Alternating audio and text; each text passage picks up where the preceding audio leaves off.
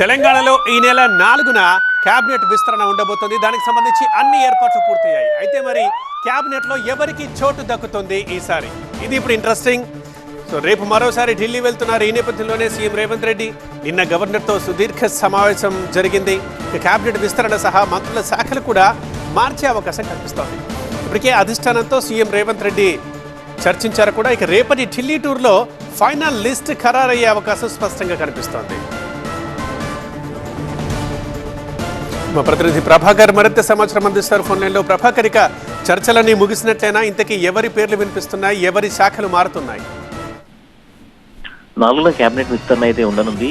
ఇప్పటికే 12 మంది కేబినెట్ లో ఉన్నారు. ఇంకో 6గురిని తీసుకునే అవకాశం ఉన్న నేపథ్యంలో ఈ నెల 4న కేబినెట్ విస్తరణ చేపట్టి పూర్తి స్థాయి మంత్రివర్గాన్ని ఏర్పాటు చేయాల్సిందిగా ప్రభుత్వం ఏర్పాట్లు చేస్తుంది. నిన్న రాజ్భవన్ లో ముఖ్యమంత్రి గవర్నర్ తో సుదీర్ఘంగా భేటీ అయ్యారు. లంచ్ భేటీలో కలిశారు. అసెంబ్లీ సమావేశాలకు సంబంధించి కేబినెట్ విస్తరణకు సంబంధించి కూడా గవర్నర్ కు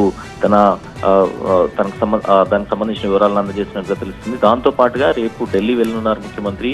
ఏవైతే పెండింగ్ లో ఉన్న పేర్లు ఉన్నాయో వాటికి సంబంధించిన లిస్ట్ ను ఫైనల్ చేయడానికి ఢిల్లీ వెళ్తున్నారు. ఢిల్లీలో లిస్ట్ పూర్తి స్థాయి కసరత్తు పూర్తయిన తర్వాత ఎల్లుండి కేబినెట్ విస్తరణ చేపట్టే అవకాశం అయితే స్పష్టంగా కనిపిస్తుంది. దీంట్లో 6 మంత్రులను తీసుకునే అవకాశం అయితే ఇప్పుడు కనిపిస్తుంది. ఇప్పటికే 4 జిల్లాలకు సంబంధించి ప్రాతినిధ్యం లేదు.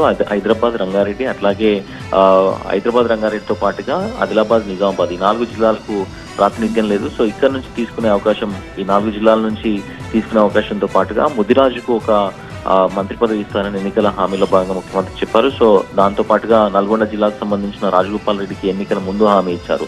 సో ఈ 6గురిని తీసుకునే అవకాశం అయితే చాలా స్పష్టంగా కనిపిస్తుంది. దీంతో పాటుగా శాఖల మార్పు కూడా ఉండబోతుంది.